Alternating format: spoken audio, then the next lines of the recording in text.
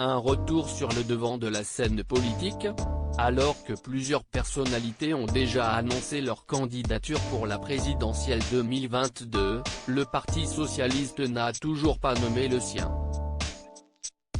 Olivier Faure, Anne Hidalgo, Jean-Christophe Cambadélis, pour le moment, le flou règne.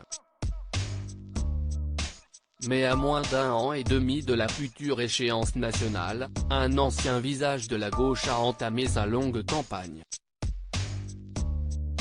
Après avoir quitté la politique pendant de longs mois, notamment pour lancer sa propre marque de miel, Arnaud Montebourg prépare en effet son retour. Et il ne le fait plus dans l'ombre. Cela nous semble inéluctable, assure un membre de son entourage dans les colonnes du Figaro. Preuve, s'il en faut une cinquantaine de proches de l'ex-ministre de l'économie s'affairent à lancer un nouveau parti politique, intitulé L'Engagement, comme le dernier ouvrage publié par Arnaud Montebourg. Et leur objectif est très clair. Au sein de l'Engagement, ils veulent soutenir la candidature d'Arnaud Montebourg en 2022 et de s'adresser à tous les Français au-delà de la gauche, a précisé Valentin Pozilowski, ancien conseiller d'Arnaud Montebourg, qui dirigera le mouvement, à l'ARPE. Il expliquait que le mouvement sera présent dans 85 des 100 départements français d'ici au 15 mars et qu'il a vocation à faire émerger de nouveaux profils.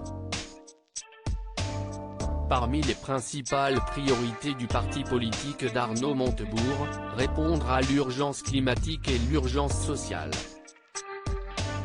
Et si l'ancien ministre du redressement productif a longtemps laissé planer le doute quant à sa candidature en 2022, il est maintenant beaucoup plus clair.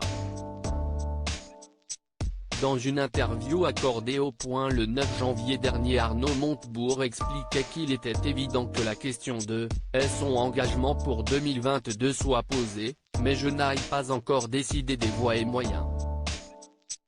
Auprès de nos confrères, celui qui devrait officiellement se lancer dans les prochaines semaines a attaqué Emmanuel Macron.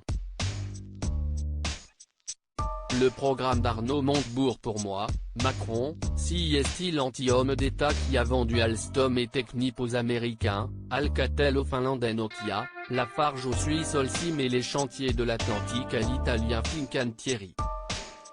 Il continue à abandonner tous les jours des entreprises entre les mains de l'étranger alors qu'il a le pouvoir juridique et légal de bloquer ses ventes, lançait-il, en évoquant celui qui lui a succédé à Bercy.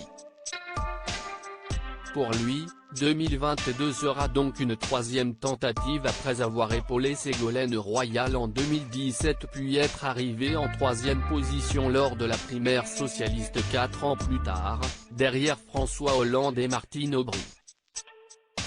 Sur l'antenne de BFM TV en novembre dernier, il expliquait que l'objectif de la République, c'est de battre Emmanuel Macron, au premier tour, pour éviter que Madame Le Pen ne l'emporte au deuxième tour. Il détaillait alors sa feuille de route pour 2022, réformer la République, réformer le capitalisme, reconstruire écologiquement l'industrie et l'agriculture, démanteler l'islamisme dans notre pays, et faire passer la France avant l'Europe.